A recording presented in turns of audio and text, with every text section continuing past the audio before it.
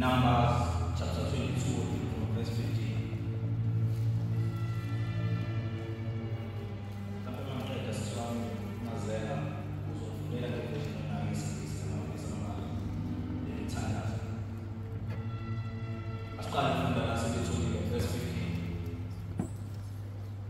Numbers chapter 22, reading from verse 15. Isihloko uBalaki ulanda uBhiliyamu. uBalaki wabuye wathuma izikhulu ziningi zidumile kunezokuqala. Zafika uBhiliyamu zathi kuye, usho kanje uBalaki indodana kaSipori uthi, ake ungavinjwa lutho ukuza kimi, ngokuba ngiyawunika udumo olukhulu, nakho konke ongitshele khona ngiyakwenza. Ake uze ngalokho manje ungiqalelisele laba bantu. uBhiliyamu waphendula wathi kuzo izinceku zikaBalaki, noma uBalaki ubeyakumnika indlu yakhe igcwele isiliva negolide, anginakuyivula izwi likaJehova uNkulunkulu wami ukwenza okuncane nokukhulu.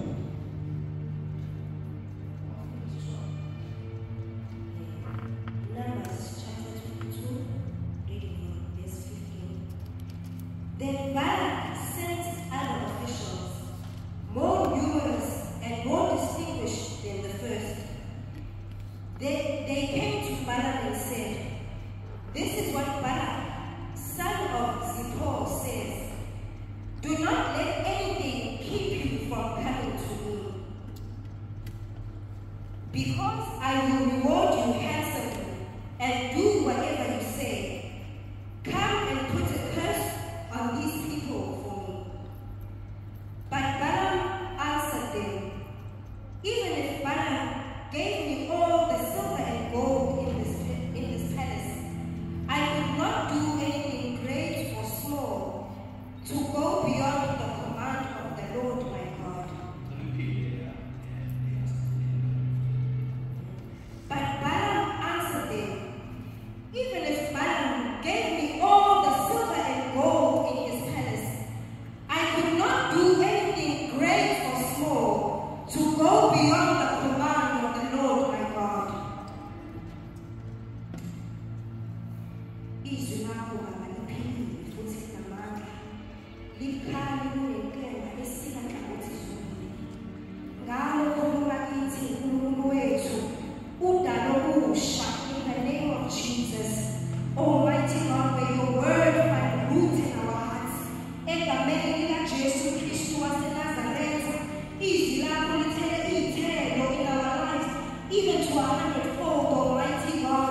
Khuluma ngalo sikuzwe and transform our lives ngalo egameni likaJesu Kristu waseNazaretha. Amen. Mhlawumbe bazalwane, uma singasazwananga nalaba ababhalayo, inhliziyo yami ikulawa mazwi uNkulunkulu abeke enhliziyweni yami.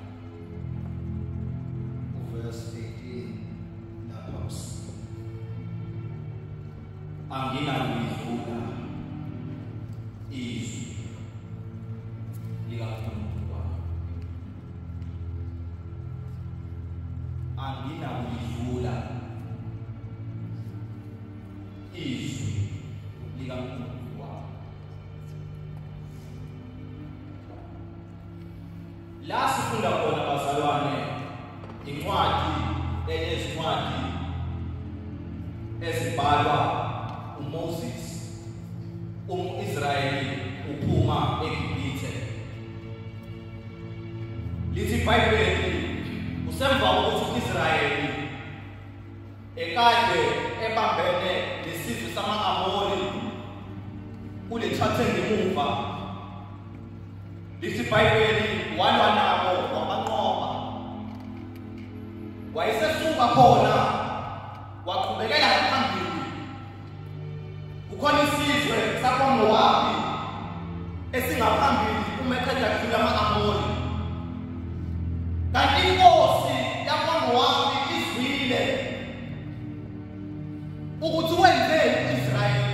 kuma-Amori. Yabagcina ngokuzwa futhi bonile ukuthi bafile bonke abantu bama-Amori ngesandla sika-Israyeli.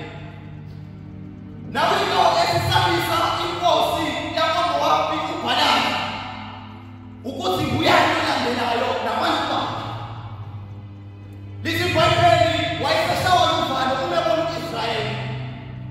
Into emsabisa kakhulu ukuthi isizwe sama-Amori abantu abaziwayo ngempi. Uma u-Israyeli ekwazile ukunqoba bona, siyini thina uma ekwazi ukunqoba ama-Amori? Lithi iBhayibheli wayesecabanga izinto angakwazi ukunqanda ngazo u-Israyeli ukuthi mayefika angafikeleli kubo. Kodwa umqondo wakhe kukhona into ethi angeke size ukubamba u-Israyeli noma singazama siyiphi, kodwa ngeke sayinqobe impi ngoba u-Israyeli ungaphezu kwethu ngokwethu. Lithi iBhayibheli wasehlala acabange njengenkosi, wahlala wacabanga sakwenza njani ngoba u-Israyeli uyasondela wona usendleleni. Lithi iBhayibheli wafika emcabangweni wakhe uthi kukhona umfana ezweni lasePitori ekuthiwa uBhiliyamu. Lithi iBhayibheli lo mfana ubekade nesiphiwo esibekwe kuye. Isiphiwo sakhe besingafani nezinye iziphiwo. Ubekwazi ukuthi nomntwana wakhe into mayeyiqalekisa iqalelisele, futhi into bengabeyibusisa ibusisele. Wayesecabanga ukuthi mhlawumbe angabe isisombululo sokuqalekisa u-Israyeli. Singazi silwe no-Israyeli, kodwa vele kusebenzisa u-Israyeli. Emqambeni kodwa ikhona into ethi u-Israyeli njengoba ephume eGibhithe uphume nazo uNkulunkulu. Lithi iBhayibheli wathi wakufika ucabanga ukuthi mhlawumbe uBhiliyamu asokhula nenkosi akalambe azokwenza njani. Lithi iBhayibheli wakhipha isifunwa wathi yandani uBhiliyamu uyena asokhula nenkosi ka-Israyeli. Athi u-Israyeli angafika afike Israyeli izosithi phezu kwakhe. Lithi iBhayibheli zahamba isifunwa uma zifika uBhiliyamu. Lithi uBhiliyamu inkosi uBhalaki iyadinga kunesimo esiphuthumayo ekhaya. Ufunakala umuntu ozomlanda u-Israyeli.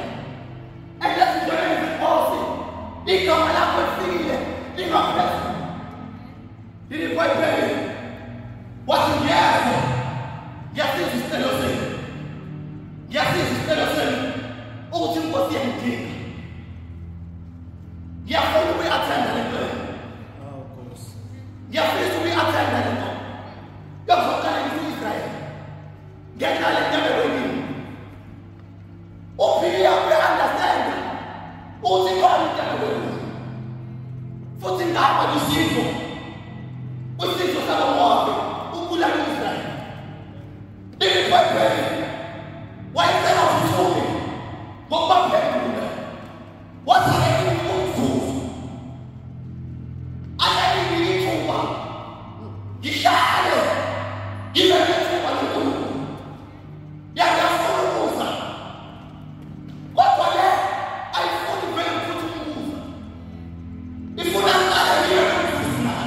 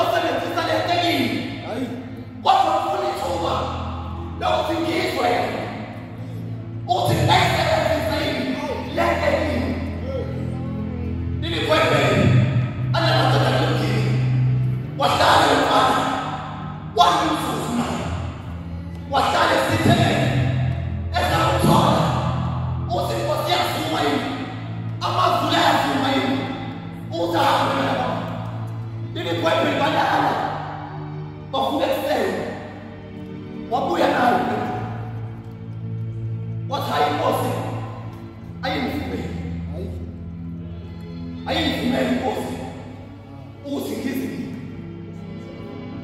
Angazi bazalwane, kodwa nginayo into sishonelwa uqobo labantu olufana noBhiliya. Engizo-understanda into ebebuka, ba-understande ukuthi noma ikithi wakukhamba engamelayo asikwazi ukuhambela wonke ama-althare nale nto ebekwekithi engavumanga umnikazi wakho noma ingane usizo la idingakala khona. Kodwa ngale nto iyaprovide uyeke ukuthi uyavuma yini. Abantu abaningi balimalile kule nto yokhanziziyo bahamba besifaka engavumanga. Okwazakala silaleke abantu abaningi abebenama-assets eministry nebandla ngoba basuke bazitshela ukuthi le nto ebekubo eyabo bazokwenza nomina njalo khaya. Amphinde bazali silaleke abantu abebesebenza kahle ngeBhiliya kodwa bafika kule level yokuzitshela ukuthi akekho sengamela lesiphiwo. Kodwa abafika bayakwazi ukuoperate ngazo yebo bafumene. Uma engafana ungahlala nazo isiphiwo singasizi malutho. Kodwa ngoba bafumene ukuthi sisebenzise siqale sisebenzise basuka abantu besiphiwo basitshela ukuthi ezabo bahamba besiza bonke abantu bama-althare bakho. Lili kwevele bahamba labafana bengaphethe lutho liphathela bathi uqalile Nkosi, unqabile. Bona baya nge-mentality yokuthi izohlala kulo uBhiliya uzothi makuvela i-offer efana nale asuke la ekhona ayohlala nenkosi ngoba isimo senhlalo la ekhona asikho sihle. So makufika izinto ezizoshintsha inhlalo yakhe uzothi unaka. Kanti lo mfana unawo umoya to discern wahlola. Kubasalwane wangabeka ukuthi ngisuke endaweni njani kodwa waqala wahlola waqala wayankulunkulu wayova uthi kuyikho yini. Ilikwayipeli abuya madoda ehambisa i-feedback ethi Nkosi unqabile. Ilikwayipeli wangeza abantu wakhetha abanye abathembayo nabakwazi ukukhuluma ngcono nabanamazwi akukwazi ukukonvinsa uBhiliya ukuthi asondele.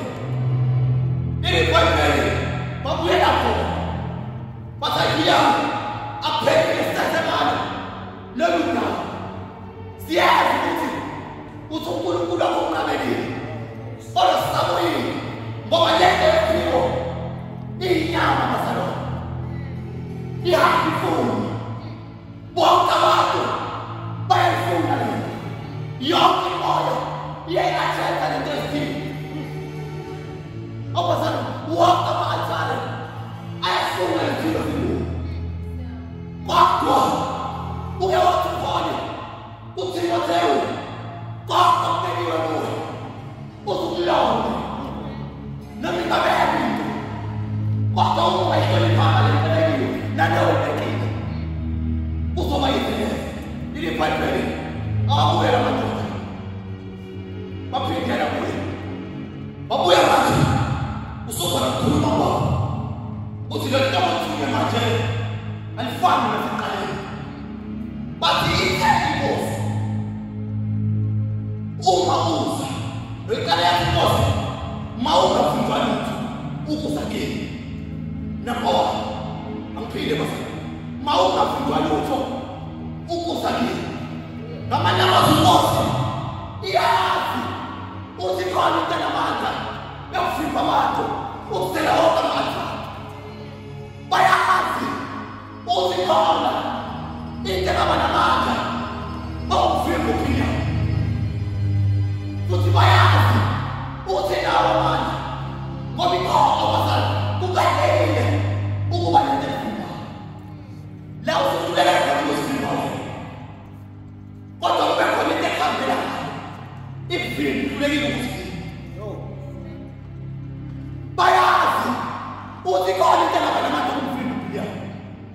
Lento yake. Lento Yesu wake. Ingamvimba. Uthezile. Wenkeni umuntu omanayo. Into emvimba.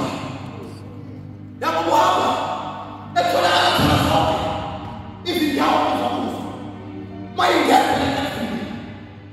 Kodwa bahlangana. Ekwakusivimba. Esivimbile nathi. Esishayile. Ezinye izinto. Besandi kusenza. Kodwa esivimba. Ithi le mposo. Mama vimba lutho. Ukuzalini. Bayaqhubeka. Bathi inkosi. Uma engasavimbanga. Lento engasivimbi. Lili Bhayibheli. Bathi inkosi. Uzalwa yonke into. Oyifisayo. Asibambe le bafana. Ifuna nje kancane. Uzonikwa yonke into. Oyifisayo. Nginayo into. Akiyazi ukuthi owazonika abantu izinto abasifisayo. Sakubona le uthi nesinto akasinawo manje. Okunika abantu njengokudinga kwabo. Futhi siyazi izinto ezidingayo nesisifunayo. Bayazi ukuthi uphilana. Uyadinga usuka kuyandawo. Uyayidinga inhlalo. Engcono kunalahleni kuyo. Sabembela ngokuthaleze. Isimongela safa. Kodwa le Bhayibheli bathi yonke into ofuna uzonikwa yona. Asodinga nawe. Uzonikwa lutho. Awubasala. Siyakwazi ukuthi siyakwazi ukuthi. Kodwa wethu uhlona. Akuzona ukuthi sivela. Asivela kuthi. Leli Bhayibheli uzwakala ngempela. Noma inkosi ingamnika isiliva. Negolide. Kodwa ngakudlula. Izifika kuNkulunkulu. Noma bengamnika isiliva. Awubasala. Kodwa yena yamnika kwakhe. Ihamba namathanda omkhulu. Yizwa. Thawaza. Sizokunika thina. Lokho kudingayo. Kodwa ngoba uma uza wena uphinde kwasa uzonikwa wena awufuni imali kulokile sekunika imali kodwa ngoba uma uza ufuna umsebenzi kulokile uzonikwa umsebenzi ofunayo kodwa waza uzosenza umsebenzi awubaselwane umesabele lento yokunikwa kanti ihamba ne-agreement yokuthi usuyenza usuzosefa akayini altar ngoba usuke wabona izinto usuke wabona izinto kanti asifele obazali namhlanje kunabantu abangafithile ereko bazalwane bathengisa izinto banika abanye beseziyozula wanini ibhoda enkulu kanti sekule message kule kanikwayo ukuthi sesiyavumelana singavumelana bazamukela izinto abantu kwaleyo sasa sekuwa sekuvumelana ngoba lento yokungena izalisebenzisa conditions uzokusanikwa kodwa uze namhlanje sikhalela abantwana bethu ababakuvutheni elingathambiki basuke babona izinto bathi bangazulanga behewa ngezinto bahewa nemali basondele asiphilanga sekengangasiyenza lento abazali babezi ungamkeli ngonkoswethu olibabatekeni bebeyiqonda lento yokuthi sisasinakunika kodwa sibe sikudela kuzo kodwa ukuze sifike umuntu osebanjweni uthi noma ngakwenzi negolide engitestolile bazalwane ilento yokuthi asibamba isilaka athena mama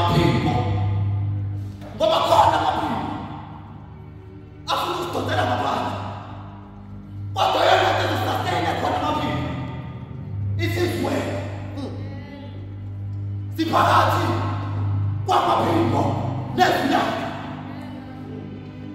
uphile uphakathi maningi amaphimbo anqenda waza uphile kodwa wabanjwa yini ngoba izwi lakhe yawahlula amaphimbo bamthengisa isiliva negolide kodwa ufanele baphile ethi isiliva negolide kungokwakhe konke kuvela kuye ngaphandle kwakavela lutho bathi ngithembise into evele nomnika khona ilibhayibheli uzwakala ngiyafisa ukuza ngoba inhliziyo ifisa ukuza kodwa sibanjwe lelo lakhe sibanjwe izwi uthi uphile yami ngenza isithembiso kaNkulunkulu ngathi never compromise ngezwi lakhe noma ngabe sikhona izinto ezimfanele kodwa uyakudlula ubazalwane ngathi ngiyambona lomfana nani bamile ngaphesheya sondela uzoziqalekisa Israyeli ngiyafisa ukuzinyama iyafisa ngize nesimo siyafisa ngize izoba ngcono impilo kodwa kuba udlula izwi lakho ngathi kuba kusho kade afike athi izwi lakho ngiyabulonza enhlizweni yami ukuze ngibone kuwe ngiyafisa kodwa sengibanjwe izwi wathi izwi lakho lisibane endleleni yami lisibane endleleni yami anginakudlula abanye bazalwane kulesikhathi esikusona ziningi izinto ezibabiza kodwa nanti izwi lakho ezokwazi ukusibana elizokwazi ukusibana uthutafide izwi lakho Nkosi has-preserved yawuthutafide izwi lakho Nkosi has-preserved yani lingigcinile izwi lakho Nkosi yakuzobana ayikho into esigcinile basalwane sigcinwe izwi lakho abona amazwi abasalwane sike sakungena abazali bethu bakhulumile amazwi sakhulumela kodwa sakulela uma safuna ngilindele kuzo izwi lakho go beyond labazali bethu behlulene khona lathi is okay umhlulile umzali wakho kodwa ukwazi ukulisa angazi noma sikathandaza ebusuku bazalwane sisafuna ukudlula izwi laNkulunkulu yafuna ukudlula izwi laNkulunkulu yalento yungcele thina uma sofunala senze into eziphoqa kusithatha umngcele nokulungile singafuni futhi uma kuzomela siyaqala kodwa sibekele yona yezwi laNkulunkulu kulungile singafuni futhi ngilana ngithandaza bazalwane ngoba lesikhathi sisona ikhona labantu abanye abantu bazalwane ebesinabo bathenjiswa amaplatform amakhulu kosowazo shumayela kanti akazi ukuthi lelo althare li-operate ngamuntu umoya waphuma etiyosebenzisa igift yena yafika yena igift watotwa yena wazala naye igift ekhushalane althare engalona kaNkulunkulu abantu abantu besinabo beweshipakade babizwa ukuthi bayaqasha bazodumisa baphuma bamkela ngo-invite bengahlolanga kumnikazi namhlanje ababuyile bahlabelele emathafeni with a very same gift ekade yisebenzisa ngaphakathi kodwa isizwe sakhona ifethakalana sathi uzoqhubeka uhlabelele kodwa kwi-altharela manje uzoqhubeka ushumayela kodwa kuleli altare manje kodwa bazalwane ngivumelene sithandaze phezu kwento esasina kudlula izwi laNkulunkulu yasiyafisa bazalwane siyafisa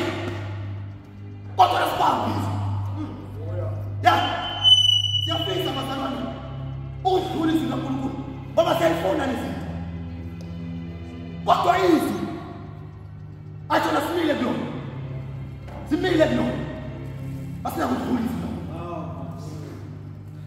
asinakudlulisa bengifisa uzothandazela leyo ntombazane mntana esikulungile ungenzeka sidideke kodwa ungadideki uzodlulisa lapho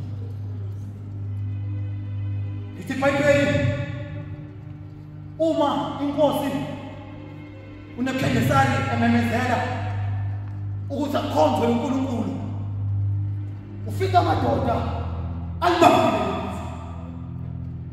leli bayibeli uma khali ugembe kumele mkhothana kwathi ukuthi ufika abantu abanqumile ukuthi asinakudlulisa uNkulunkulu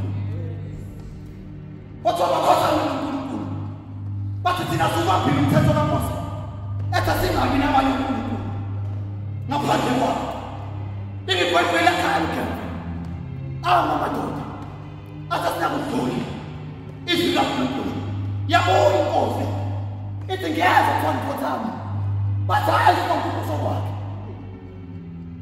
noma ezinye izinto zingavuma ebandleni noma ezinye izinto zingaba zinhle ebandleni kodwa uma sizomele sidlule izwi lakhe hayi kulungile basalane asimele konke naso uma sizosibona ukuthi sidina sidlule izwi lakhe akulungile asisiphuze basalane kodwa kulesikhathi sefestival basalane benginalomthanda futhi lokuthi sinakudlula asinakudlula izwi lakhe ya lisinqobile bazalwane izwi lakhe asinakudlula la inyama yona iyathanda ukusidotela ngamandla kodwa umuntu onesekelo says this is physical athanasi lithini lo lizwi kulungile bazalwane kodwa umthando wami usuku asinakudlula izwi asinakudlula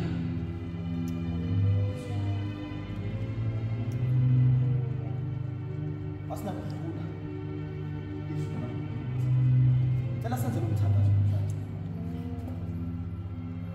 lokuthi nje siyasikhumisa umnandi kulawula yilo bazalwane yakumnandi uthi ufisa into kuyenza libuye kodwa